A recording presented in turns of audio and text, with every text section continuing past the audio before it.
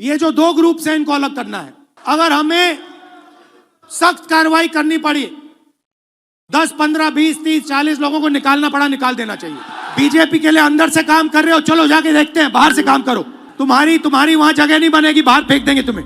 लोकसभा में विपक्ष के नेता और कांग्रेस नेता राहुल गांधी गुजरात दौरे पर हैं। राहुल गांधी ने दौरे के दूसरे दिन अहमदाबाद में कांग्रेस कार्यकर्ताओं को संबोधित किया। उन्होंने कहा कि पिछले 30 सालों से कांग्रेस गुजरात में सत्ता से बाहर है, लेकिन अब बदलाव की जरूरत है। उन्होंने कांग्रेस कार्यकर्ताओं को संगठित होने का संदेश दिया है और कहा है कि जो लोग पार्टी की विचारधारा के खिलाफ काम कर रहे हैं उनके खिलाफ सख्त कार्रवाई करनी होगी। राहुल गांधी ने यह भी ऐड ऑन किया कि गुजरात कांग्रेस में दो तरह के लोग हैं, एक वो जो पार्टी की विचारधारा के प्रति प्रतिबद्ध हैं और जनता के लिए काम कर रहे हैं, और दूसरे वो जो भारतीय जनता पार्टी से मिले हुए हैं। उन्होंने कहा कि ऐसे लोगों को अलग करना जरूरी है जो कांग्रेस के नाम पर काम तो कर रहे हैं लेकिन जनता का सम्मान और काम नहीं कर रहे हैं। गुजरात की जो लीडरशिप है,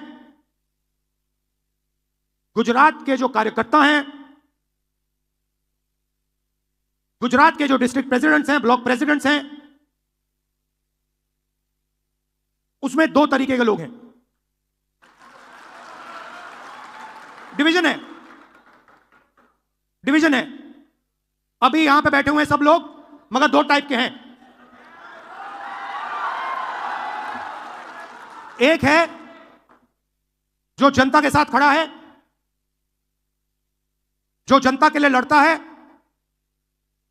जो जनता की इज्जत करता है और जिसके दिल में कांग्रेस पार्टी की विचारधारा है।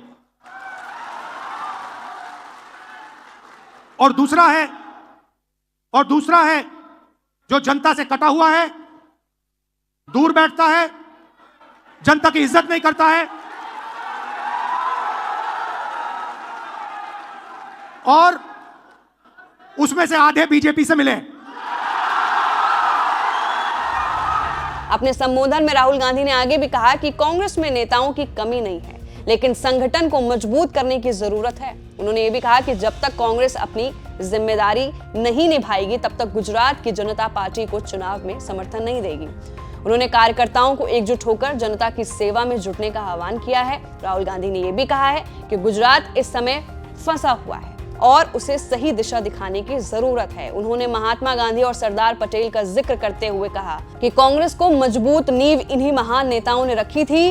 वहीं उन्होंने आगे भी कहा कि वो गुजरात के युवा, किसान, व्यापारी और महिलाओं के लिए आए हैं और उनके हक की लड़ाई लड़ते रहेंगे।